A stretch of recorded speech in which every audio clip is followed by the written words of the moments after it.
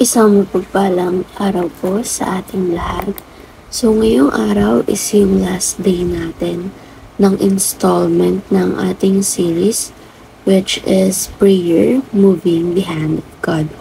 So ngayong araw, ang topic na tatalakayin natin or magtatapos tayo sa topic na panalangin ng isang backslider. Ay no pala, it's still our 6th day ng pagtalakay sa series na to. So, another one bukas. Bukas tayo magtatapos. But either way, ang topic natin for today is panalangin ng isang backslider or God's call to come back to Him. God's call to come back to Him. So, in connection to our topic for today, ang Bible verse na ating tatalakayin ay ang Jeremiah chapter 29 verse 12. In New International Version, then you will call on me and come and pray to me, and I will listen to you. So in Tagalog translation naman or in ang Biblia 2001, at kayo'y tatawag sa akin, at kayo'y lalapit at dadalangin sa akin, at diringgin ko kayo. So kumbaga, dito kasi, the Lord is calling upon us.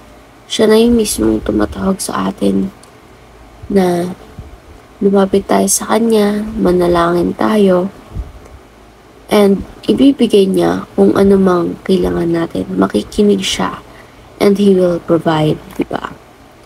So, this topic is particularly for those na nagbabackslide or tumitigil muna sa pagpupuri sa ating Diyos. Tumitigil muna sa pagiging faithful sa ating Diyos. Kumbaga, backslide kasi like hindi ka muna nag-church or hindi ka muna gumagawa ng mga bagay na ikapupuri ng Diyos.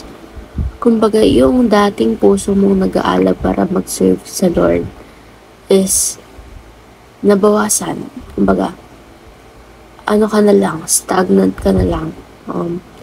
Nabawasan, stagnant, and parang wala ka ng will to continue what you are doing for the Lord. So, ayun yung backslide. So, para mas mapalalim pa itong talakayan natin, proceed tayo sa ating teaching. Number 1, God disciplines those whom He loves. So, tayo diba sa bahay natin, may sariling set of rules tayo sa kanya-kanya nating bahay. Dinidisiplina ng mga magulang yung mga anak nila. Bakit? Kasi mahal nila yung mga anak nila. Gusto nilang lumaki sila, yung mga anak nila. Gusto ng mga magulang na lumaki yung mga anak nila na nasa tamang pag-iisip, tamang pag-uugali. Kumbaga, they want their children to live in the right path. So, kung ganun yung mga magulang natin, yung birthing mother and father natin, what more pa si God, diba? He also disciplines us because He loves us. So, kung mapapansin natin, may mga bagay na nagbabago sa atin or nag-i-improve tayo. Pero hindi lang yon dahil sa atin mismo. Ayun is dahil dinidisiplina tayo ni God para mas mag-grow pa tayo dahil mahal niya tayo, and isa yon sa mga will niya para sa atin yung mag-grow tayo, diba? Especially mag-grow tayo upon Him. And number 2, God's plan is not to harm you but to bless you and give you a future. So, may ama ba na may planong pabagsakin or pahirapan, ipahamak yung anak niya? Di ba? Wala. So, what more pa si God na He is our Lord Almighty, He is our Creator, and He is our Savior, di ba? So, isa-save ba niya tayo ng paulit-ulit, countless times, just to harm us, di ba? So, kumbaga, napaka-contradicting ng mga idea. So, lagi natin tatandaan na God's plan is to prosper us, not to harm us, ayun nga, but to bless and give us a good future.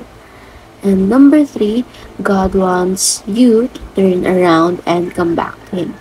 So, kung maaalala nyo, nabanggit ko kanina na itong topic na to is perfect para for those na mga nag-backslide. So, ito, God wants you to turn around and come back to Him.